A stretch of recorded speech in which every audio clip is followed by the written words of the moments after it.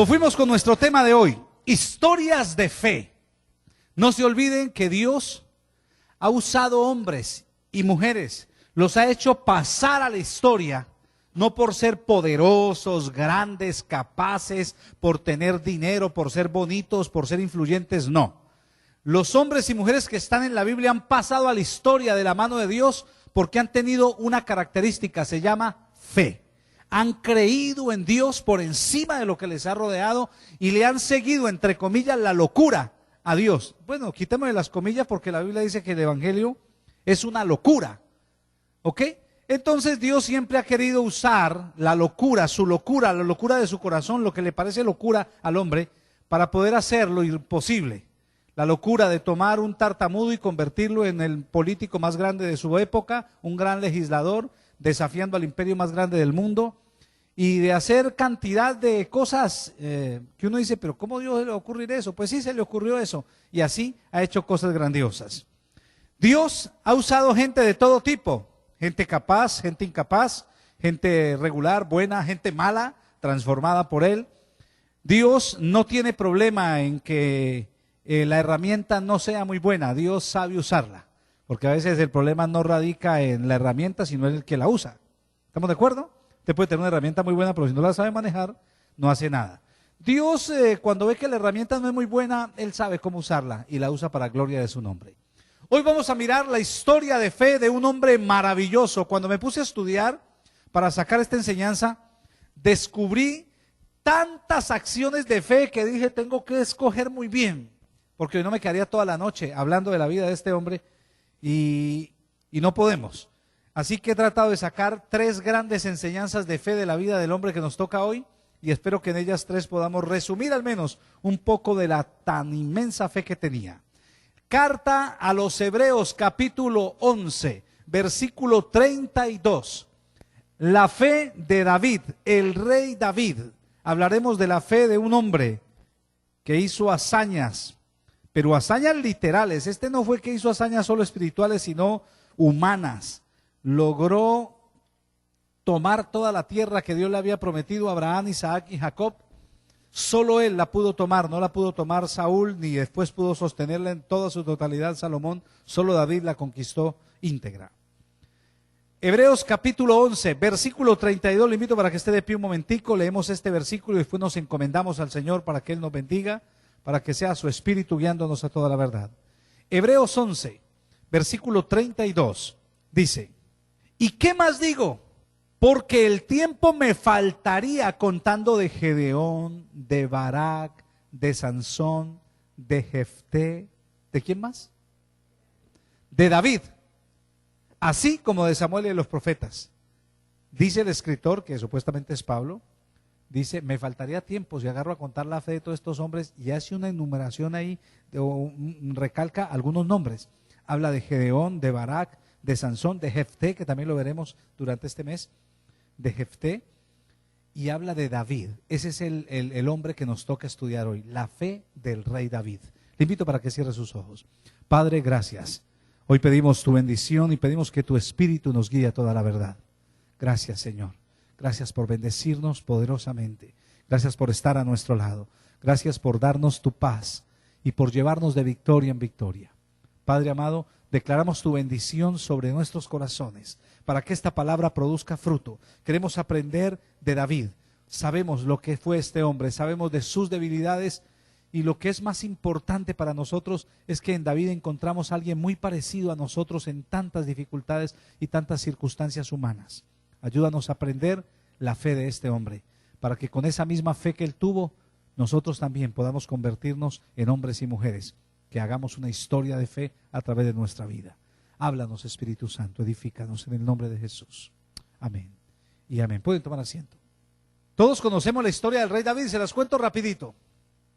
David era un pastor de ovejas. Era una familia de 9, él era el último. Y él lo habían dejado para que cuidara las ovejas.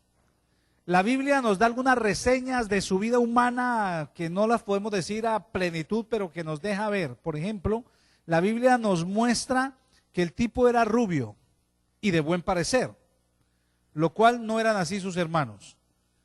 Él tenía una apariencia física distinta a la de sus hermanos. Si tenemos eso y vemos que a él lo tenían en el campo cuidando ovejas, que era un trabajo que generalmente lo hacían mujeres, y a eso le sumamos unos pasajes de la Biblia donde él, por ejemplo, dice: aunque mi padre y mi madre me dejaren, con todo el Señor me recogerá. O sea que él tenía una sensación de abandono impresionante en su casa. Cuando Samuel fue a escoger el sucesor de Saúl, Dios le dijo: ve a la casa de Isaí, que es el papá de David, y uno de sus hijos será el rey. Y entonces Isaí trajo sus hijos y Samuel los vio uno por uno, y cuando terminó dijo: no, ninguno es. Pero ¿cómo si ahí están todos los hijos? Y Isaí dijo: no, espere, queda uno que está en el campo. ¿Por qué a ese no lo llamaron? ¿Por qué cuando le dijeron el profeta Samuel necesita hablar con tus hijos, por qué no llamaron a David? ¿Por qué él era era rubio y los otros eran normal, como la gente de esa parte de la tierra, trigueños? ¿Y por qué él escribe y dice: aunque mi padre y mi madre me dejaren, con todo el Señor me recogerá? Lo que se estima teológicamente es que David debió ser hijo de Isaí, pero de otra mujer. Al parecer era un hijo fuera del matrimonio, lo cual no era muy raro en aquel entonces, en su cultura oriental, pero se ve que el muchacho viviera con su papá y su madrastra, y lo tenían como confinado a los oficios varios. Y allí el muchacho se dedicó a eso, es decir, este es un muchacho que tiene todo para ser un perdedor. Tiene todo. Algunos dirán: no, pero era de buen parecer. Ese buen parecer en ese medio no es una virtud. Para el medio oriental, un muchacho rubio y blanco no lo toman como un buen parecer, como si fuera muy bueno, como una virtud, sino que dicen: ese no es muy hombre, porque para ellos debe ser el hombre ser tosco, rudo, trigueño. Todo eso se venía en contra de él. Y él era pastor de ovejas, y cuando Dios decide cambiar a Saúl, le dice a Samuel: vaya a la casa de Isaí, ahí encontrará el rey. Y Samuel se deja llevar por el ojo humano y ve al mayor, un tipo acuerpado, este es, y Dios le dije: ey, espérate, no te dejes llevar por su parecer, le dijo Dios a Samuel, porque yo no miro lo que mira el hombre. El hombre mira capacidad, estatura, poder, yo no miro eso. Por eso es que Dios hace historias de fe, porque mientras todos están mirando al que más puede, Dios está mirando al que más necesita. ¿Cuántos dicen amén? Un aplauso para el Señor, que siempre mira al pequeño y quiere levantarlo. Como diríamos en algunas de nuestras predicaciones, hace tal vez unos 2 años, predicábamos un tema que se llamaba la debilidad de Dios. Y la debilidad de Dios son los débiles. Cuando Dios ve a alguien débil, lo debilita a él, lo llena de amor, de compasión, y es capaz de hacer lo que sea por ese débil. Por eso, diga el débil: fuerte soy con poder del Señor. Así que este es un débil a quien Dios lo mira. La Biblia dice algo muy comprometedor de David, que si uno no estudia la vida de David, uno dice: uy, ese tipo tuvo que ser un santo, un super santo, porque la Biblia da una declaración. ¿Sabe qué dice? Que era un hombre con el corazón, conforme al corazón de Dios. O sea, esa es una declaración demasiado fuerte. Primer libro de Samuel, capítulo 13, versículo 14, allí lo tenemos en pantalla, dice: mas ahora tu reino no será duradero. Está hablando a Saúl. Jehová se ha buscado un varón conforme a su corazón, al cual Jehová ha designado para que sea príncipe sobre su pueblo, por cuanto tú no has guardado lo que Jehová te mandó. Obviamente esta frase, un hombre conforme al corazón de Dios, conforme a su corazón, según el contexto, si leemos ese pasaje y miramos el contexto, vemos que Saúl está siendo desechado porque no guardó el mandamiento de Dios, ¿no? Entonces, cuando dice un hombre con el corazón conforme, o un hombre conforme al corazón de Dios, es decir, un hombre que sí va a guardar el mandamiento de Dios. Entonces uno presumiría que ese tipo era un dechado de virtudes y un hombre sin errores y un hombre estrictamente sujeto a Dios. Pero cuando uno ve la vida de David se da cuenta que fue un hombre con errores gravísimos. Pero ¿cómo puede entenderse que alguien sea conforme al corazón de Dios y cometa tantos errores, o, para ser muy al estilo nuestro, tantas bestialidades? Porque no era solo errores, sino que el tipo fue sanguinario. No tenía problema con una persona y que mató a este, corta de las manos, y se la hacía cortar de una vez. Sus valientes con los que ganó el reino eran asesinos que se contaban por los miles que mataban. O sea, no estamos hablando ahí de un rezandero. Estamos hablando de un tipo de acción para un momento duro del pueblo hebreo. Pues resulta que ese hombre era un hombre conforme al corazón de Dios, porque en torno a la santidad se sujetaba a Dios, pero cuando fallaba, sabía lo que Dios quería de él. Sabía lo que era arrepentirse, sabía lo que era clamar por bendición, sabía lo que era aceptar su debilidad, porque una persona con el corazón de Dios no es alguien que no peca. Alguien que no peca no existe en la tierra, solo Jesucristo. Y Jesucristo no es conforme al corazón de Dios, Jesús es Dios mismo. Una persona con el corazón de Dios es una persona que intenta agradarlo en todo, trata de hacer todo para Él, y cuando no lo hace, se da cuenta que ha hecho algo contrario, sabe lo que Dios espera de él. Un arrepentimiento sincero, y entonces Dios lo perdona. ¿Estamos de acuerdo, mis amados? Vamos entonces a mirar la fe de David. ¿Estamos enchufados todos? Díganme amén los que ya se fueron. No, ni todos están aquí todavía. Ok. Es que a mí me gusta que ustedes sepan, uno va a la iglesia sin importar los que haya. No hay poquitos, no importa que hayan poquitos. Hay bastante bendición. Amén. Igual un predicador, no, que porque hay poquitos que no, eso es para el Señor, eso para uno solo es igual, para 10, da lo mismo. ¿Estamos de acuerdo? Vamos a analizar la fe del rey David, y para eso he partido en 3 grandes divisiones. Lo primero que quiero hablar, lo he llamado así, diga conmigo, fe para vencer gigantes. Esta es la primera fe que quiero resaltar del rey David. Todos conocemos la historia de David y Goliat, un hombre que venció a un gran gigante. Pues resulta que esa fue la primera de muchas hazañas de ese tipo, de ese estilo pues. Él venció a Goliat, pero eso fue el inicio de una carrera de victorias contra circunstancias difíciles y adversas. La vida de David no fue una vida de sentarse a esperar que Dios lo recogiera para llevarlo al cielo. La vida de este tipo fue todo el tiempo amenaza de muerte, persecución, muerte para sus hijos. Este tipo no tuvo tiempo para sentarse a secarse el sudor. Le tocó todo el tiempo luchas duras. Y este muchachito rubiecito, debilucho para su cultura, se convierte en un valiente que es capaz primero de manejar sus generales, que eran unos verdaderos asesinos. Los valientes de David eran unos matones, y este tipo los manejaba con una mano, y los manejaba no a la brava, sino que los manejaba con espiritualidad. Como les he dicho yo en otras ocasiones, este hombre reunía a su ejército antes de ir a una batalla.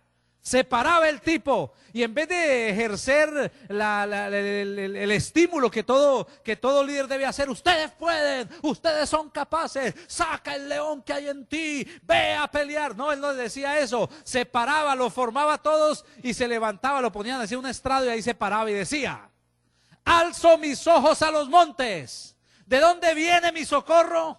Mi socorro viene del Señor que hizo los cielos y la tierra. Él no da mi pie al resbaladero, ni se duerme el que me guarda. He aquí no se adormecerá el que guarda a Israel. El Señor es mi guardador a mi mano derecha, etcétera, etcétera. Y les decía todo eso. O sea, aquí Dios es el que pelea, yo en ustedes no confío. Es el único líder que hace eso. ¿Pero qué lograba eso? Les mostraba varias cosas. Primero, que Dios estaba de parte de todos esos soldados. Y segundo, que este hombre no los consideraba a ellos los grandes valientes de David. El valiente de David era Dios, y Dios usaba a esos hombres. Eso nos muestra la capacidad de fe que tenía este hombre. Pero ¿dónde lo aprendió? ¿De dónde empezó este hombre a tener esa fe para manejar a ese ejército de asesinos y de matones para poder mantener el reino? Lo aprendió de muy muchacho en la famosa historia de Goliat. Allí fue donde despuntó, donde comenzó a mostrarlo, porque la historia misma de él nos muestra que el tipo era chiquitico, era un muchacho, era rubiecito, pero era de un temple de hombre grande. Vamos a mirarlo. Primer libro de Samuel, capítulo 17. Hoy tenemos que leer bastantica Biblia para poder entender esta historia rápido. Primer libro de Samuel, capítulo 17. Samuel tiene unos títulos maravillosos, de las personas más importantes del Antiguo Testamento. Samuel fue sacerdote, fue juez y trabajó también, fue sacerdote porque trabajó con Elí, ¿no? Se levantó con Elí. Fue sacerdote, fue profeta, un hombre con todos los pergaminos, además de un hombre muy recto.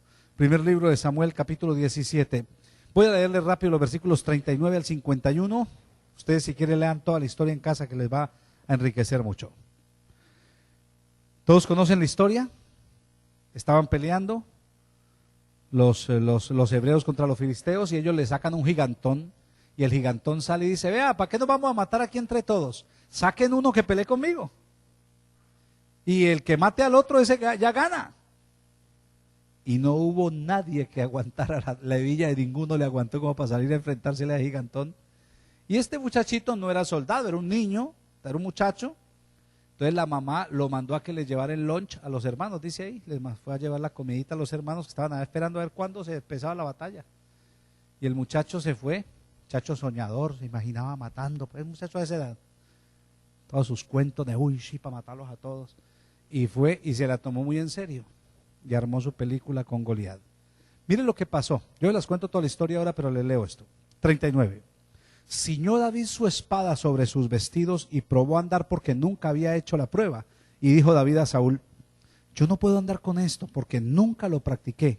Y David echó de sí aquellas cosas. Tomó su cayado en su mano y escogió 5 piedras lisas del arroyo y las puso en el saco pastoril, en el zurrón que traía, y tomó su honda en su mano y se fue hacia el filisteo. Y el filisteo venía andando y acercándose a David y su escudero delante de él. Cuando el filisteo miró y vio a David, le tuvo en poco, porque era muchacho, rubio y de hermoso parecer. 43. Dijo el filisteo a David, ¿soy yo perro para que vengas a mí con palos? Y maldijo a David por sus dioses. Dijo luego el filisteo a David, ven a mí y daré tu carne a las aves del cielo y a las bestias del campo. Entonces dijo David al filisteo, tú vienes a mí con espada y lanza y jabalina, yo vengo a ti en el nombre de Jehová de los ejércitos, el Dios de los escuadrones de Israel, a quien tú has provocado. Jehová te entregará hoy en mi mano y yo te venceré y te cortaré la cabeza y daré hoy los cuerpos de los filisteos a las aves de los cielos y a las bestias de la tierra, y toda la tierra sabrá que hay Dios en Israel. Y sabrá toda esa congregación que Jehová nos salva con espada y con lanza, porque de Jehová es la batalla y él os entregará hoy en nuestras manos. Aconteció que cuando el filisteo se levantó y echó a andar para ir al encuentro de David, David se dio prisa y corrió a la línea de la batalla contra el filisteo. Metiendo David su mano en la bolsa, tomó de allí una piedra, la tiró con la honda e hirió al filisteo en la frente, y la piedra quedó clavada en la frente y cayó sobre su rostro en tierra. Así venció David al filisteo con honda y piedra, e hirió el filisteo y lo mató sin tener David espada en su mano. Entonces corrió David y se puso sobre el filisteo, tomando la espada de él y sacándola de su vaina, lo acabó de matar y le cortó con ella la cabeza. Y cuando los filisteos vieron a su paladín muerto, huyeron. Ahí sí parece decir, ay, ay, ay.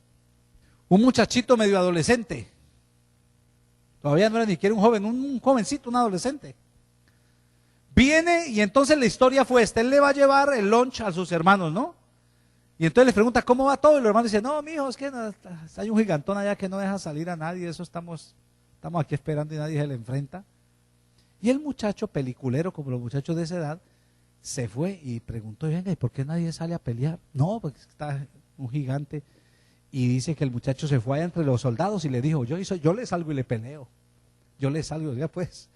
Los hermanos, no, que vaya para la casa. No, yo acabo de pelearle a ese, yo le peleo. Un chiquitín de esos, un niño.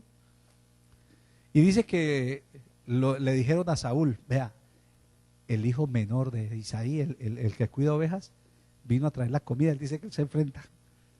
Tráiganlo a él, yo lo miro. Claro, cuando lo vio Saúl dijo, no, este es un niño mío, este caletetero. Esto es para hombres. ¿Qué le pasó? No, que yo soy capaz de pelear con ese. No, que cómo le ocurre. Que no, yo le peleo. Le dijo, pues ¿cómo va a venir un incircunciso de estos a humillar al ejército de Dios? Oiga el concepto que tenía de Dios este muchacho. Y le dice, no, para mí es fácil porque yo estoy enseñado. Yo cuido las ovejas y cuando se me viene algún animal, una fiera, ¿usted cree que hago yo? Yo me le enfrento a la fiera y la mato. Y si mato una fiera, mato a ese gigante también. El caso es que convence al rey. ¿Cómo diría el rey de agallinado pues de ver ese otro allá y él? Porque lo correcto es que Saúl dijera, yo soy el rey, yo salgo. No, ni él salía. Y el muchacho le pasan y le pasan toda la armadura y se pone la armadura para ir a pelear, ¿no? Pero es que era un niño y él fue a salir con esa espada, no podía manejar eso ni caminar, era un muchacho.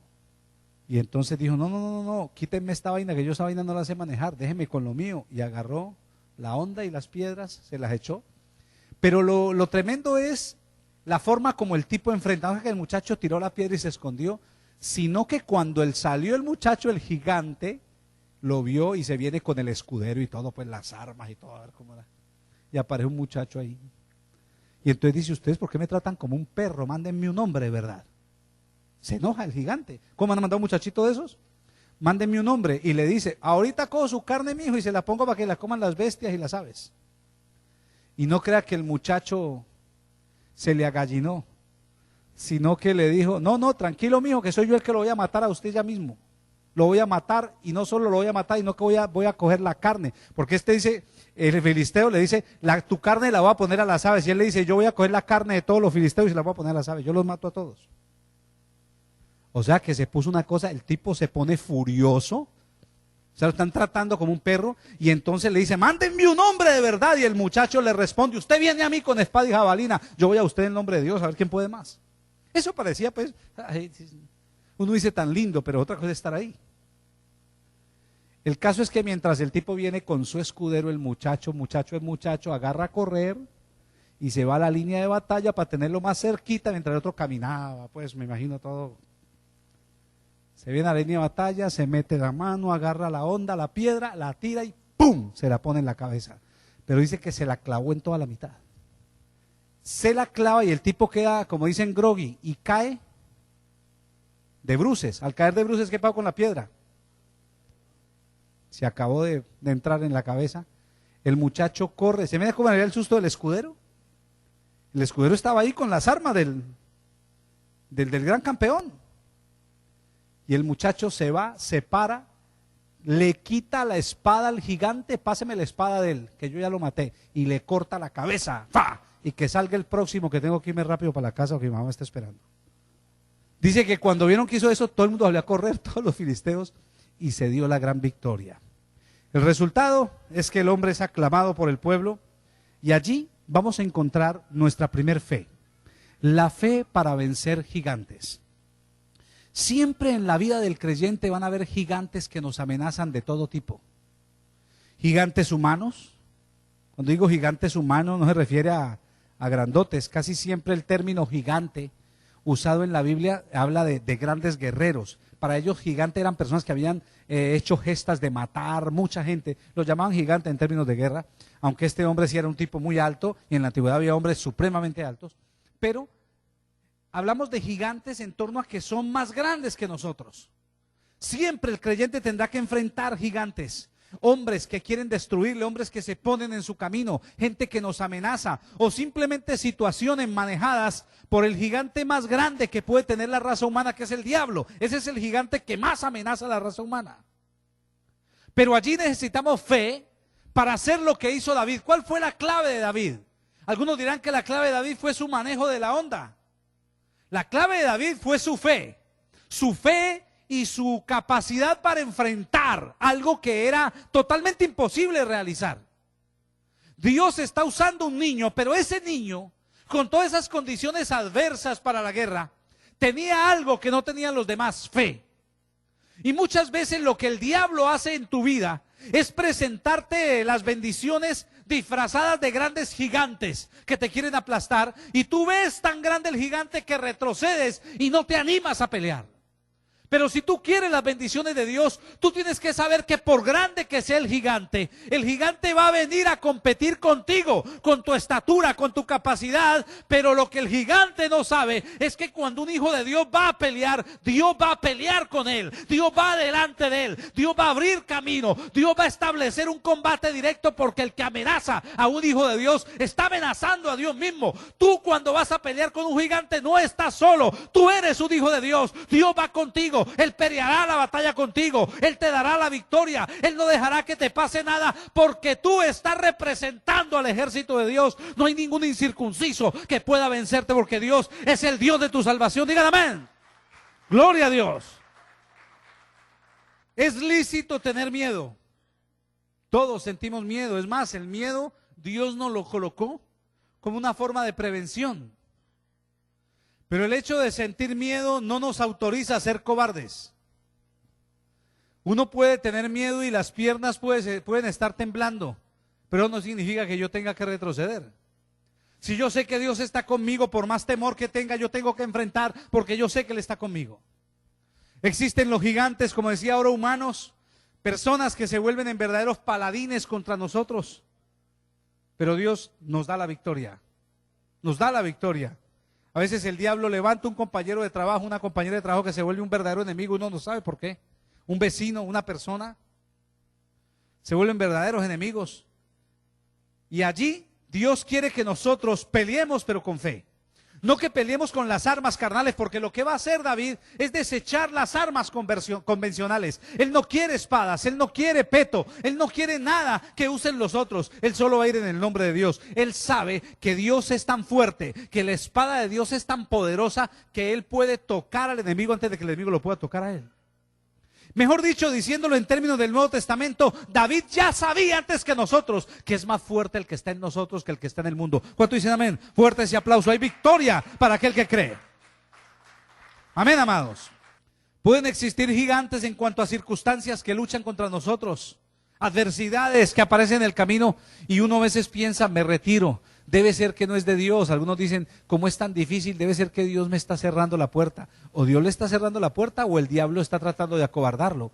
Porque Dios siempre nos va a llevar al límite, a sacar de nosotros todo ese potencial que está guardado. Hay un texto del libro de los Hechos donde el apóstol Pablo, o en el libro de los Hechos no, creo que está en la primera carta a los Corintios, donde dice, se me ha abierto una puerta y son muchos los adversarios. Note cómo lo describe. Él ora y dice, él escribe y le dice, oren por mí, porque puerta abierta hay una puerta grande se me ha abierto y son muchos los adversarios. O sea, Dios abre puertas, pero el diablo pone los adversarios. Cada que Dios quiere darte una victoria, tiene que salir un filisteo, tiene que salir un ataque del diablo. Y entonces, ¿dónde tú obtienes la victoria? Cuando dices y decides enfrentar el gigante. No importa lo grande que sea, es más grande el que está en ti. Ahora, cuanto más pequeño te vea el gigante a ti, más grande será la victoria para Dios.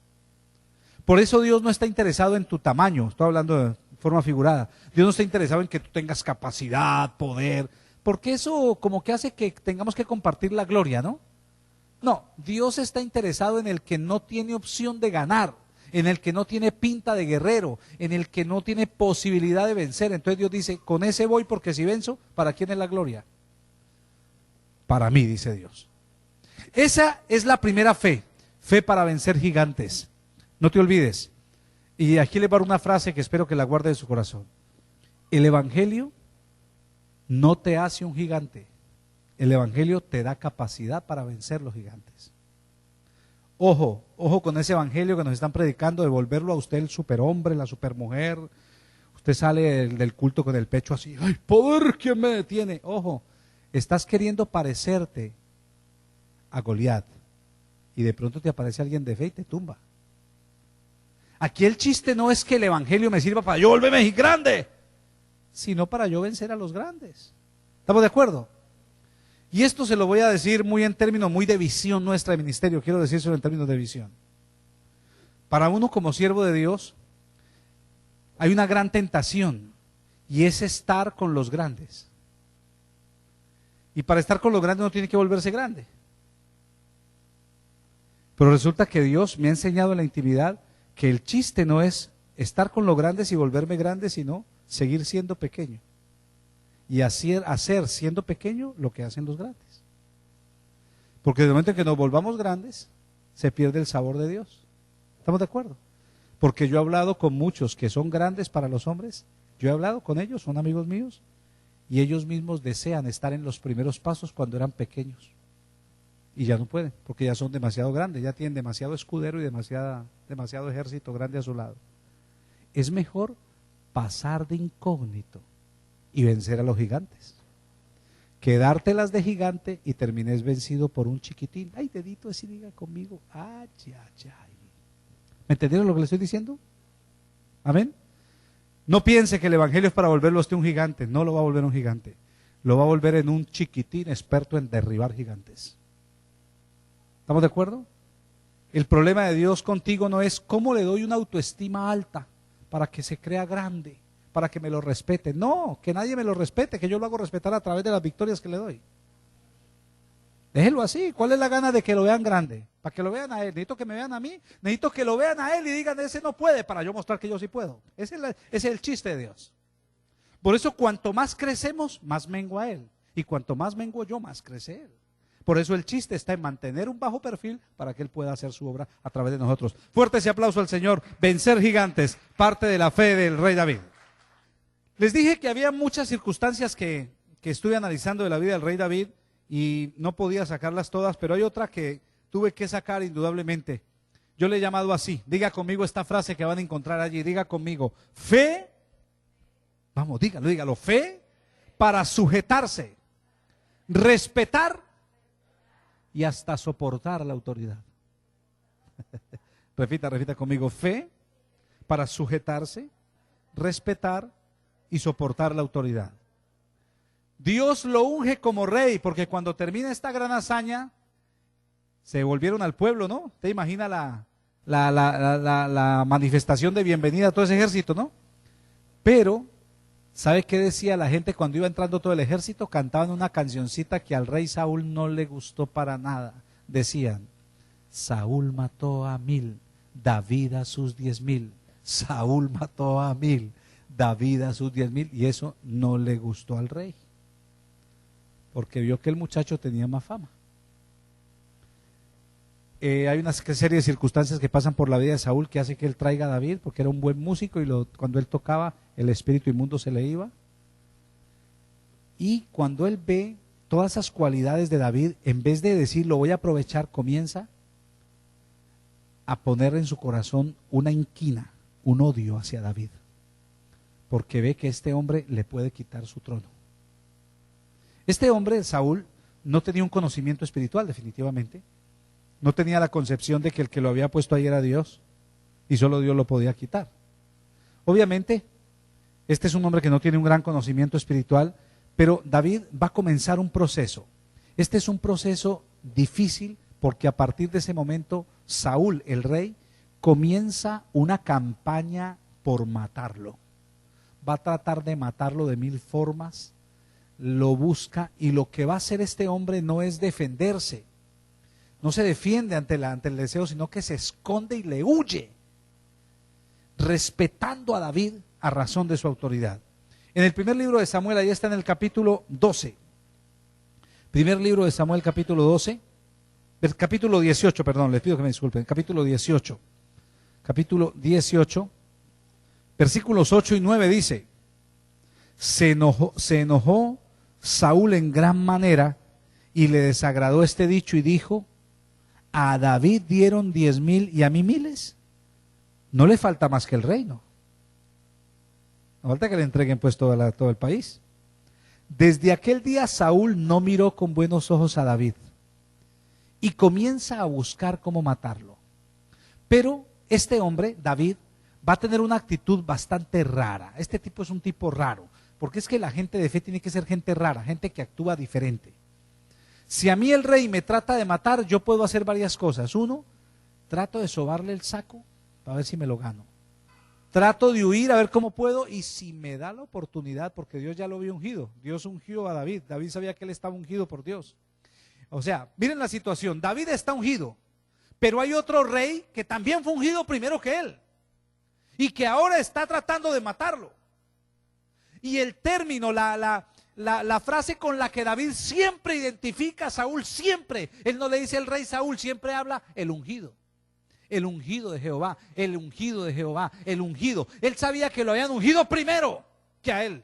O sea que primero estaba Saúl que él. Y Saúl quiere matarlo y comienza a tratar de matarlo. Y lo que este hombre hace es esconderse para que David no lo mate, para que Saúl no lo mate, perdón.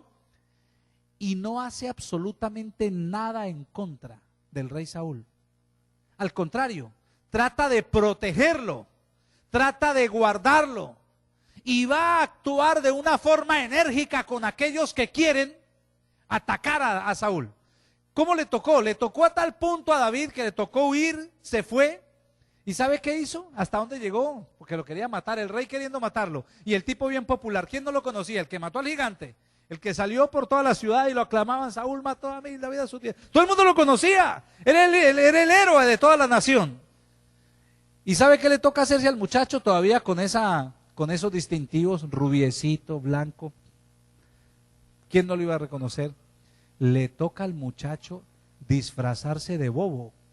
Dice que se fue como bobo y se hacía el que era bobo así, andaba por las calles babeando y todo. ¿Hasta dónde llega este tipo? O sea, ¿qué le pasa al corazón de este tipo? O sea, ¿por qué ese tipo es capaz de decir, yo me hago el bobo para que no me maten? Pero no hace nada contra el otro. Y comienza, dice que mendigaba en las calles. Se disfrazó de mendigo y andaba y botaba babas y todo para que no le pasara nada. En esas andanzas comenzó a conocer, usted sabe que el que está en la calle, durmiendo en la calle, entre mendigos, ¿a quién conoce? Pues a lo peor del pueblo, no. Comenzó a relacionarse con lo peorcito, es decir, con una cantidad, dice la Biblia, de matones que le debían al fisco, no pagaban impuestos y estaban huyendo. Y este hombre viene y les echa un cuento, oiga, disfrazado de mendigo, viene y le dice, venga, les voy a echar un cuento, a mí Dios me ungió como rey. Y ustedes, el rey lo está buscando para matarlos, a mí también.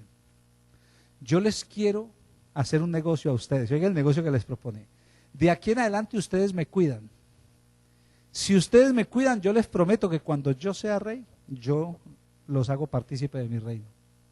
Me imagino que los tipos se valieron para ir a averigüen, no, si a él lo ungió Samuel. Samuel lo ungió, el tipo está ungido y Saúl lo quiere matar. Y entonces se hace amigo de esos, cogió 600 y por eso dice que David fue el primer guerrillero. Tomó 600 que le debían al fisco y se fue al monte con ellos. La diferencia es que no los puso a tirar bombas y a matar gente, sino que los puso a que lo cuidaran a él y les dijo, no hay que hacer nada contra el rey. Si Dios me ungió, Dios me va a dar la victoria. Reúne toda esta gente y esta gente le es fiel por años. Lo cuidan, lo protegen, viviendo por allá como si fuera un maleante. Llegado el momento, vienen las batallas y muere Saúl. Saúl muere y aparece uno de los regalados, que nunca falta un regalado. ¿No saben qué es un regalado, no? Ese que nadie lo llama a la fiesta y se metió. Un metido, y para ganar puntos con David viene y le dice, yo maté a Saúl, yo se lo maté, yo le hice el favor. Y le dice, ¿cómo así, mijo? ¿Usted me mató a Saúl? Sí, yo se lo maté y usted tocó al ungido de Jehová, usted es un miserable y lo mandó matar de una vez. Usted no tenía derecho a levantar la mano contra el hombre que Dios había ungido. Entonces uno dice, ¿de dónde vienen las convicciones de autoridad de este hombre? ¿De qué estaba hecho ese chiquitín que era capaz de enfrentar a un gigante, pero que era capaz de dejarse humillar por alguien por una sola razón? Porque Dios lo había ungido. El concepto de autoridad que tenía este hombre era un concepto de autoridad no servil. Este no es un hombre que dice, no, yo no hago nada para que la autoridad no me haga nada y se hace por allá y le sobe el saco. Este es un hombre que respeta la autoridad por una razón, se llama fe. Yo tengo fe que el Dios que me ungió me va a dar la victoria. Y el Dios que me ungió es el mismo que ungió al otro. Y hasta que Dios no determine que él no sea rey, yo no puedo serlo. Este hombre tiene un concepto de autoridad claro. Y este concepto de autoridad le va a dar la victoria. Yo he enseñado en nuestros estudios de liderazgo, he enseñado sobre la autoridad de Saúl y la autoridad de David, el pecado de Saúl y el pecado de David. Y uno ve que si uno examina con una lupa los pecados de los dos hombres, descubre que en términos de ética y moral son más graves los pecados de David que los de Saúl. ¿Cuál fue el pecado de Saúl? Escúcheme el pecado. 1, se fue a consultar a una bruja. Era un pecado grave, ¿no? Pero ese pecado de la bruja no fue el que lo sacó del llavero de Dios. Él sale del llavero, Dios decide desecharlo por una razón. Porque un día llegaron de una batalla, todo el ejército, no había comida y estaban allí tranquilos y necesitamos hacer el culto. Y no llegaba el encargado. ¿Quién era el encargado? Samuel. Y Samuel no había llegado, y como no había llegado, él dijo, bueno, no ha llegado Samuel, yo soy el rey, hagamos el sacrificio, traigan el cordero, y derramó la sangre, hizo el culto para Dios. Dice que cuando Samuel llamó, le dijo, ¿usted qué hizo? No, que como usted no llegaba, yo hice el corderito y adoramos a Dios aquí entre todos, hicimos el culto, digan amén. Amén, porque es para el Señor, gloria a Dios, digan amén, para el Señor, amén, gloria a Dios. Y le dice Samuel, por esto Jehová te desecha, porque has suplantado su autoridad. Dios lo desecha por una aparente tontería, por hacer el culto a él. Mientras que, ¿qué fue lo que hizo David? David, además de sanguinario, mató mucha gente. Cuando fue a hacer el templo, él le dijo a Dios, yo quiero hacer el templo. Y Dios le dijo, no, con esas manos no, porque sus manos son sanguinarias, usted ha matado a mucha gente, yo no me permito que usted me haga templo a mí. Además de que durmió con una mujer, que era la mujer de uno de sus hombres más fieles, y después mandó matar al tipo. O sea, estamos hablando de un tipo con una moral muy baja. ¿Dónde había aprendido todos esos vicios de moral? Pues en la calle, andando con sus matones, ¿no? Entonces uno dice, ¿quién cometió más errores? ¿Saúl o David? En términos de moral, David indudablemente. Pero la gran diferencia por lo cual Dios desecha a Saúl y guarda a David y le dice, te daré el trono para siempre, por los siglos, de tu casa no faltará rey. O sea, de ti vendrá el Salvador. Porque el pecado de Saúl es contra la autoridad de Dios, mientras que el pecado de David es contra la santidad de Dios. Y David, que fue un hombre que le falló a la santidad de Dios, jamás le falló a la autoridad. Respetó a Saúl sin importar lo que fuera. Tan tremendo y tan convencido estaba este hombre de lo que era la autoridad, que uno de sus hijos un día, le armó revuelta y le armó sindicato y comenzó a mover la gente por debajo, a moverle la silla al papá. Y reunía a la gente en la puerta del pueblo, que yo sí los puedo gobernar bien, mi papá no sabe y tal. Oiga, el hijo. Y cuando viene uno de sus generales y le dice, rey, su hijo está armando el escándalo allá y está poniendo a la gente en su contra, ¿qué hago? ¿Lo cojo preso, lo mato, qué hago? Porque así hablaban ellos. Y le dice, no, hágame el favor, tráigame tales generales, nos vamos ya y huimos y dejémosle el poder al muchacho. ¿Cómo le vamos a entregar el poder a ese muchacho? ¿Cómo usted va a huir? Y viene David y le dice a uno de los matones, uno de los grandes matones, le dice, usted no solamente va a aceptar lo que yo le estoy diciendo, sino que se va a ir y me va a cuidar al muchacho. Si le pasa algo, me lo paga con su vida. Y dice que David agarró sus cosas y se fue huyendo. Después de que Dios lo había puesto, se va huyendo. Dice que en el camino apareció un muchacho tirándole piedras. Lo vio huyendo y dijo, aquí ya perdió, tirándole piedras a un tipo de eso. ¿Sí? ¿Cómo la tiró una piedra? O sea, como la tira un tío, era un tipo que ha matado lo que ha matado, que ha hecho lo que ha hecho, y el muchacho comienza a tirarle piedras y va con los generales, y viene un general y le dice, déjeme, yo voy y le corto la cabeza a este perro. Así le dijo literalmente, este perro, le corto la cabeza a este perro. Y dice que David le dijo, no, déjalo, porque qué tal que Jehová convierta sus maldiciones en bendiciones. Y dejó que lo apedrearan y lo insultaran y se fue. Al día siguiente a su hijo lo habían matado. Y él tuvo que ir y llorar por su hijo, pero demuestra el respeto por la autoridad. Ese hombre sabe que si Dios lo puso, su hijo estaba peleando contra Dios y prefiere irse para que sea Dios quien haga y él no tocar a su hijo, porque él sabía lo que era el respeto a la autoridad. Se necesita fe para respetar la autoridad. Se necesita fe para sujetarse, porque una cosa es sujetarse. ¿Ustedes saben qué es sujetarse? Sujetarse es obedecer lo que la autoridad me dice, ¿cierto que sí? La autoridad me dice, vaya para allá. Yo tengo que tener fe para hacer lo que la autoridad dice, aunque yo crea que puede haber otra forma mejor. Porque es que, bueno, vamos al término humano. Una mujer que se sujeta al marido, cuando el marido tiene las mejores ideas, pues vaya y venga. Pero cuando lo que el marido está diciendo es una locura, sujetarse, eso se llama sujetarse. Porque aunque no está de acuerdo, se sujeta. ¿Estamos de acuerdo? Ahora, de sujetarse al siguiente paso, que es respetar esa autoridad, es otra cosa. Porque una persona, yo le puedo decir a un policía que me dice, hágame el favor, corre para allá. Okay, yo me sujeto, aunque no estoy de acuerdo. Pero respetar es que aunque él me esté tratando mal, yo lo sigo viendo como autoridad. Sigo respetando su investidura.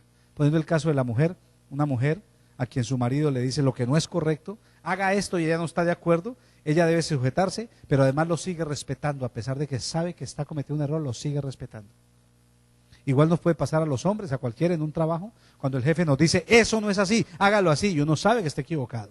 Uno se sujeta a lo que el jefe diga y lo sigo respetando como si nunca se hubiera equivocado, porque no me importa la persona, me importa la investidura que tiene. Eso lo aprendemos del rey David. Y eso se hace por fe. ¿Por qué por fe? Porque si una autoridad dice algo y yo tengo fe en Dios, Dios sabrá protegerme de esa autoridad. Dios sabrá guardar la decisión de esa autoridad, porque es más grave irme contra la autoridad que una mala decisión de la autoridad. ¿Me entendieron eso? Diga conmigo: sujetarse, respetar. Y hay otro caso que llega, y es el caso en que toca soportar la autoridad. Porque es que aquí era una autoridad que había que soportarla, ¿o no? Estaba tratando de matarlo, estaba haciendo de todo, y este hombre se esconde y se guarda, pero no hace nada. Dice que una vez en la famosa cueva de Macpela, dice que Saúl entró a una cueva a resguardarse, en una cueva, y ¿sabe quién estaba allá atrásito, metido detrás de él? David, escondido ahí en la cueva. Dijo: aquí lo tengo para matarlo, aquí lo puedo matar, en una cueva. Primero, David sabía que él estaba, Saúl no sabía, no le no coger cuchillo y lo mata. Segundo, ¿quién se iba a enterar? Nadie, en una cueva. Lo mata, apareció el rey se murió. Yo soy el nuevo rey, todo el mundo sabe que Dios me ungió, y ya toma la posesión. ¿Sabe qué hace el muchacho? Viene y le corta un pedacito del, ¿cómo sería la tensión ahí en ese oscuro de una cueva? Le cortó un pedacito del manto del rey. Algunos dicen que eso que él hizo, lo hizo para demostrar que él lo había respetado. Y efectivamente fue para eso. Le cortó un pedacito del manto y Saúl salió y se fue sin darse cuenta. Y él guardó el pedacito del manto. Lo tuve para matarlo, pero no lo maté. ¿Por qué? Por fe, por respeto a Dios. Quien no respeta la autoridad no tiene fe. Necesitamos fe para respetar la autoridad. Y esto tiene que ser una cosa práctica. Tiene que hacerlo, obviamente, en la vida espiritual es nuestra gran escuela de autoridad. Es en la iglesia donde aprendemos a respetar la autoridad. Usted respeta a un pastor no porque sabe o porque enseña o porque hace esto. Usted lo respeta porque Dios lo puso.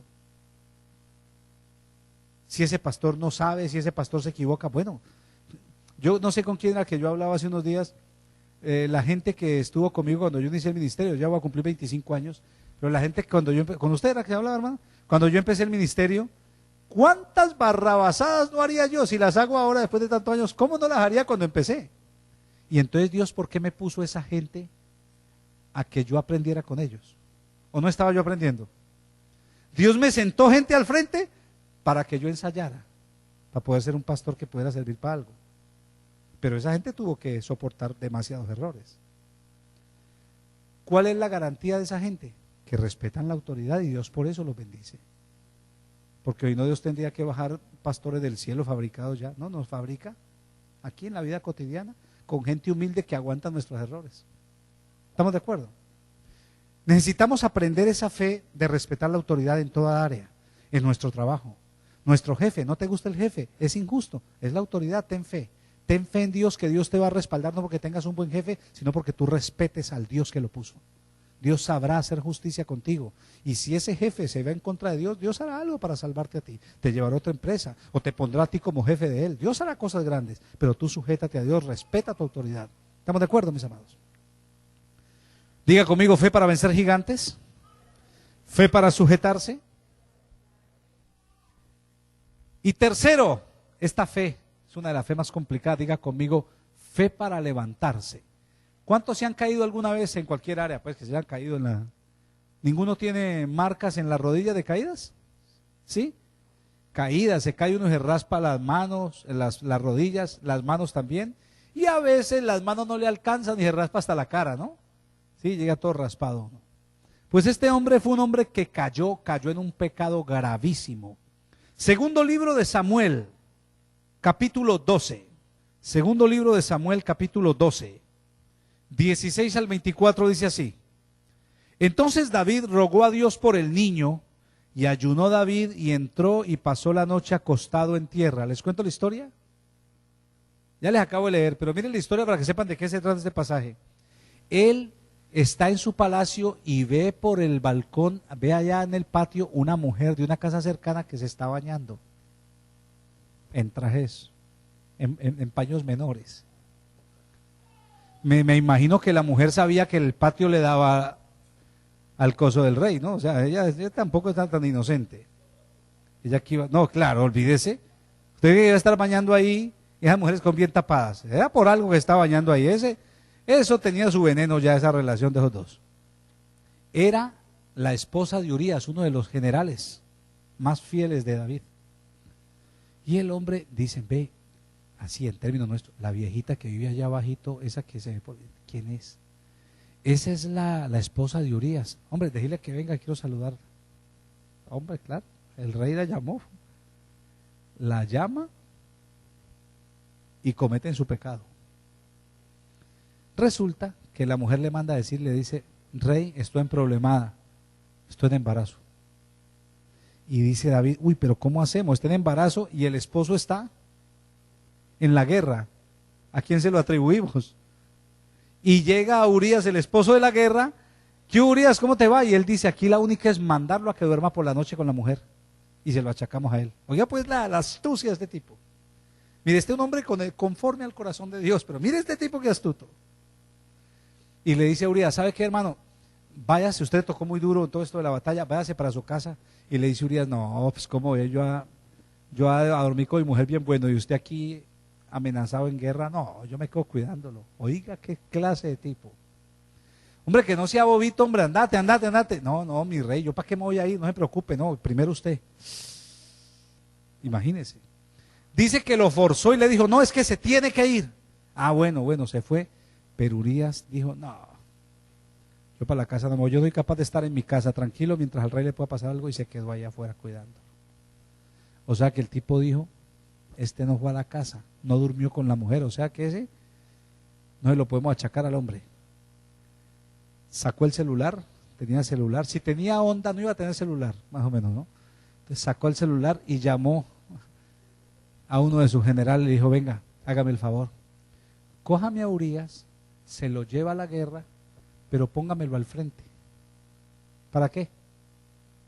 Para que lo maten. Para hacerlo matar, hermano. Póngalo al frente para que lo mate y me libro del problema. Muerto el tipo, ya la mujer, ya, yo veré qué hago.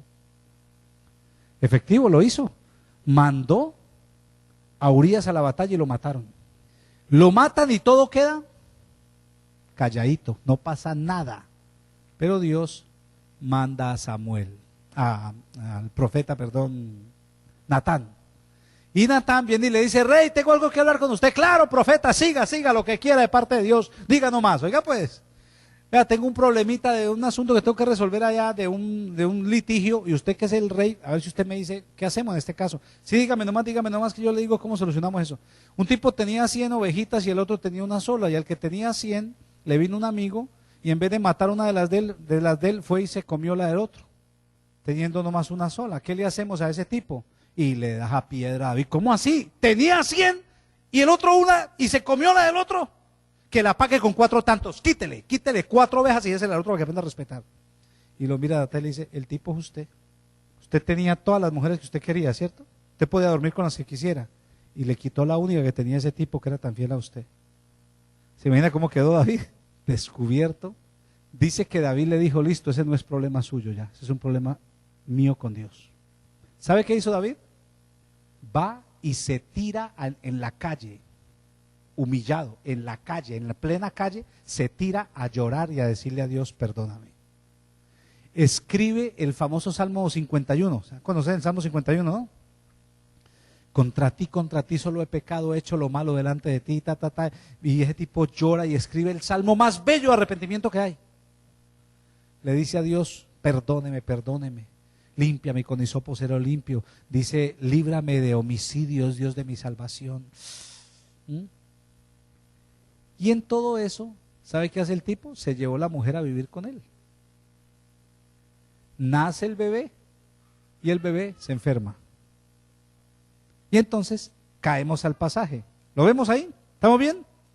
Veamos una vez más 16. Entonces David rogó a Dios por el niño, y ayunó David y entró y pasó la noche acostado en tierra. Se levantaron los ancianos de su casa, fueron a él para hacerlo levantar de la tierra, mas él no quiso, ni comió con ellos pan. Estaba tirado en la tierra, llorando por su hijo para que Dios se lo sanara. Al 7º día murió el niño. Y temían los siervos de David hacerle saber que el niño había muerto, diciendo entre sí, cuando el niño aún vivía, le hablábamos y no quería oír nuestra voz. ¿Cuánto más se afligirá si le decimos que el niño ha muerto? O sea, se murió donde le digamos. Va a ser una catástrofe para el tipo.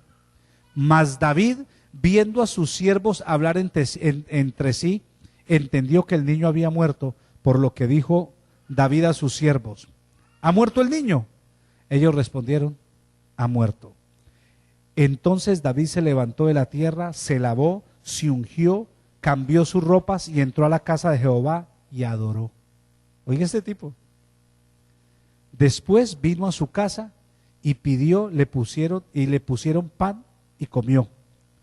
Y le dijeron sus siervos: ¿qué es esto que has hecho? Por el niño viviendo aún ayunabas y llorabas, y muerto él, ¿te levantaste y comiste pan? Él respondió: viviendo aún el niño yo ayunaba y lloraba, diciendo: ¿quién sabe si Dios tendrá compasión de mí, vivirá? Mas ahora que ha muerto, ¿para qué he de ayunar? ¿Podré yo hacerle volver? Oiga la frase que dice: yo voy a él, mas él no volverá a mí. Y consoló David a Betsabé su mujer. La hizo su mujer. Llegándose a ella, durmió con ella. Ella le dio a luz un hijo y llamó su nombre Salomón, al cual amó Jehová, etcétera, etcétera. Esta es otra fe diferente. Este hombre ha cometido un error gravísimo, ¿no? Pero no un error, sino muchos errores, uno tras otro. Se ve sorprendido y se tira a orar y a pedirle a Dios que le dé clemencia. Este hombre, David, es el primer hombre que experimenta la gracia de Dios. ¿Sabían eso? Literalmente conoció la gracia de Dios. Cuando Natán le dice: usted hizo esto, él dice: yo sé que Dios me perdona, y se va, y él sabe que Dios, que es tan enérgico, es capaz de perdonarlo, y llora para que lo perdone, y Dios lo va a perdonar. Obviamente algunos dirán: si se arrepintió, debió haber dejado a la mujer, ¿o no? Según eso, si hubieran sido evangélicos ahí en la nación hebrea, hubieran dicho: bueno, usted está arrepentido, entonces deje el trono, porque usted ya dañó el camino de Dios, dio mal testimonio, y deje esa mujer que fue su pecado y su perdición. El tipo dice: no, esa es mi mujer, yo le pido perdón a Dios y arreglo con Dios, pero en mi casa no se mete nadie. Ay, dedito así que no hemos hecho hoy, diga conmigo: ay, chachay. Yo arreglo con Dios mi pecado y los hombres no se meten en mis cosas. Y trajo la mujer, se la llevó a vivir. La mujer tiene el hijo y el hijo se enferma. Y el tipo clama esperando. Y cuando lo ven así en ese estado, el niño se muere y no quieren decirle. Pero es que este es un tipo que saca esa casta de valiente tremendo. Cuando él ve que están los consejeros del por ahí, ¿cómo le decimos? Él mismo dice: hey, ¿qué les pasó? ¿Se murió el niño o qué? Sí, rey, se murió. Ok, listo, no hay problema. Dice que se fue para la casa de Dios, se arrodilló y adoró. ¡Qué belleza! Adoró, gracias a Dios. O sea, el tipo tiene una concepción de Dios muy grande. Adoró, gracias a Dios, gracias por llevártelo. Adorar es eso. Y después de que adora, se va a la casa y se tráigame comida que voy a comer. Entonces se acercan al consejero y le dicen: rey, no estamos hablando de cualquier tipo, no estamos hablando de el rey, todos sus consejeros, lo que llamaríamos nuestros ministros, ¿no? Oye, diríamos nuestros ministros. Le dicen: rey, pero usted comió, usted no estaba pues que muy triste por el niño, ¿se le pasó? Y le dijo: no, es que ya me pasó, si ya se murió, ¿ya qué puedo hacer? Ya no va a hacer nada. Ya, yo voy a él. Qué frase tan linda: yo voy a él, pero él no viene a mí. O sea, cuando me muera lo voy a volver a ver, pero el muchachito no va a venir a verme a mí ya. Ahora me toca es comer y a seguir trabajando para cuando llegue donde él pueda haber un papá que se pudo reponer de este golpe tan duro. ¿Cuántos saben? Den un aplauso al Señor. Mire qué fe tan tremenda. Y este hombre no tenía ningún teólogo ni pastor que le enseñara la muerte, qué va a pasar. No, simplemente ya se fue, está con Dios. Aquí lo que queda es yo caminar derecho para encontrarlo de nuevo. ¿Estamos de acuerdo? Se necesita fe para levantarse de una caída. Todos los creyentes estamos propensos a caer. Muchos de nosotros hemos caído y muchos de nosotros fallamos a diario. Obviamente uno hace una diferenciación entre lo que es caer a una falla. Todos cometemos errores diarios en nuestros pensamientos, nuestras palabras, le fallamos a Dios, le fallamos a la gente que está a nuestro alrededor. Pero consideramos caída es a un acto de desobediencia máximo, donde nos salimos de la comunión con Dios y actuamos como un impío. ¿Estamos de acuerdo? Se necesita fe para levantarse. Hay gente que tiene fe para estar de pie. Hay gente que tiene fe, mire, uno lo nota en iglesias donde no hay mucho fundamento doctrinal, Gente que tiene fe para el avivamiento. Hay poder, sanidad, milagros para la iglesia, gloria a Dios. Y usted va a esas personas, las ve a los 2 meses, por ahí es que perdidos, enrumbados. ¿Usted qué? No, es que yo le fallé al Señor. Caí, cuando esté bien vuelvo. O sea, tenías fe para creer que Dios hacía milagros, pero no tenés fe para pensar que Dios es capaz de perdonarte y levantarte. O sea, vos crees en un Dios que hace hazañas, pero no un Dios que te ama. Cuando el poder de Dios no es su esencia, la esencia de Dios no es poder, la esencia de Dios es amor. Yo tengo que tener fe que Dios sana a un enfermo, pero ¿cómo no voy a tener fe que Dios me ama? Si el amor es la esencia de Él, que Dios puede levantarme cuando yo he caído, pero se necesita fe para eso. ¿Y sabe qué es lo hermoso de esta fe? Que la fe del que ha caído y se ha levantado le sirve a él y le sirve a otros. Usted puede transmitirle fe al que cae cuando usted ha caído. La gente que no ha caído se vuelve soberbia porque no tiene esa fe. Tiene fe para estar en pie y es una bendición. Pero la Biblia dice: el que esté firme, cuide que no caiga. Pero el que ha caído, no, el que ha caído no tengo que meterme en el cuento. Los que hemos caído, tenemos una fe maravillosa para ayudar al que ha caído. Porque lo entendemos. Porque conocemos al Dios de poder que mantiene a una persona firme, pero conocemos al Dios de amor que levanta al caído. No importa el pecado que haya cometido, Dios siempre tendrá su mano extendida para el débil. Se necesita fe para levantarse. Y esa fe que nos puede servir en una caída máxima se ejercita a diario en nuestros errores comunes. Y se lo voy a explicar. Cuando tú tienes un mal pensamiento, necesitas fe para saber que confesándolo sigues siendo libre. Caminas con tu frente en alto porque Dios pagó por ti. Si no tienes esa fe, un mal pensamiento te daña la relación con Dios. Y entonces crees que ya eres un pecador y que Dios está bravo contigo. ¿Usted se imagina donde Dios se pusiera bravo? ¿Qué pasaría con nosotros? ¿Te imagina? Una persona se pone bravo, digo yo, y le tira un cucharón al hijo. Tome para que aprenda. ¿Te imaginas donde Dios se pusiera bravo? Nos coge el planeta Júpiter y nos lo tira con la mano de Él. ¿Sabe qué dice la Biblia? Que el Espíritu Santo, que es el que vive en nosotros y comparte con nosotros todos los momentos e instantes e inclinaciones de pecado, se contrista. Lo más que hacemos es ponerlo triste. Pero debo tener fe para levantarme. Si tú no te levantas, tu pecado de hoy se puede convertir en una práctica de pecado, dice la Biblia. La práctica de pecado.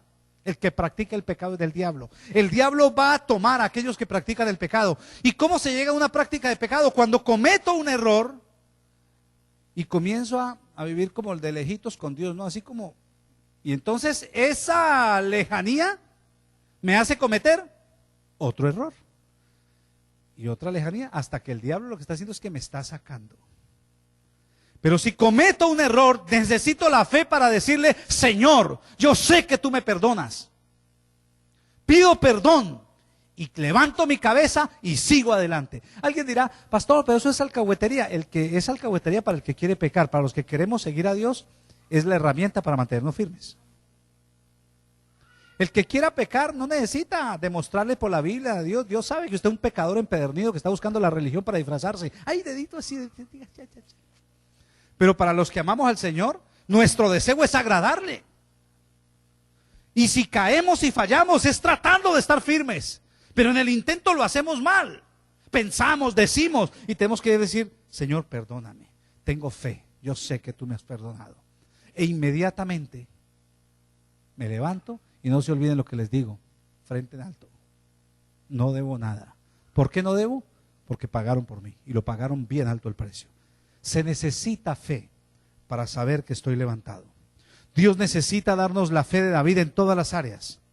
Pero yo quiero que hoy guardemos en nuestro corazón estas 3 verdades. Necesitamos fe para vencer los gigantes que están a tu alrededor. 2, necesitamos fe para aprender a respetar las autoridades, sujetarnos a ellas y hasta soportarlas cuando son cansonas o fastidiosas. Y 3, necesitamos fe para levantarnos cuando hemos fallado. Una persona que tiene esta fe para levantarse jamás se irá al mundo. Jamás. Podrá cometer errores, pero sabe quién es su Redentor.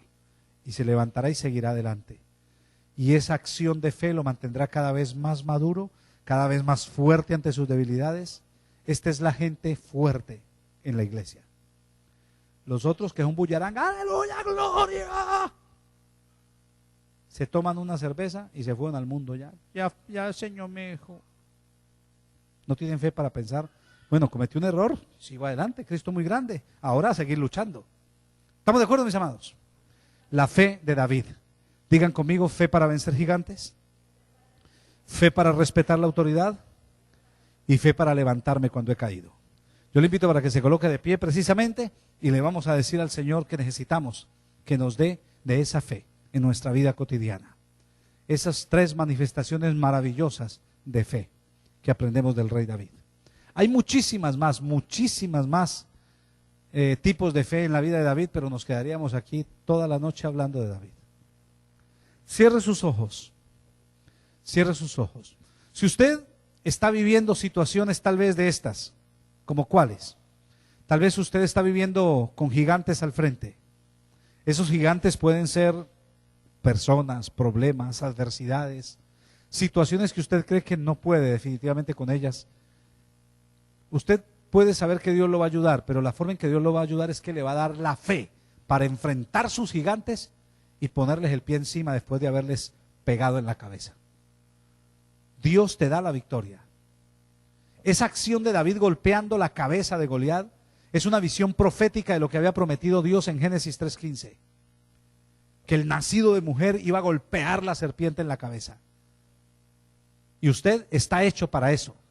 No para amenazar, sino para pegarle en la cabeza a sus problemas. Que caigan al piso y tomar la espada y destruirlos. Porque es más fuerte el que está contigo. Dios te va a dar esa fe, pero también te va a dar una fe poderosa y maravillosa. Una fe que te permita respetar y valorar la autoridad. La autoridad que Dios ha puesto es la que tú necesitas. Yo no sé si es la que tú compartes, pero es la que necesitas para que la obra de Dios se haga en ti. Y tercero, vamos a pedirle la fe para levantarnos siempre, sin importar si hemos fallado. Él nos da esa fe. Levante sus manos al Señor. Esperamos que este tema haya sido de bendición para tu vida. Visítanos en www.rdqministry.org. Somos RDQ Ministry.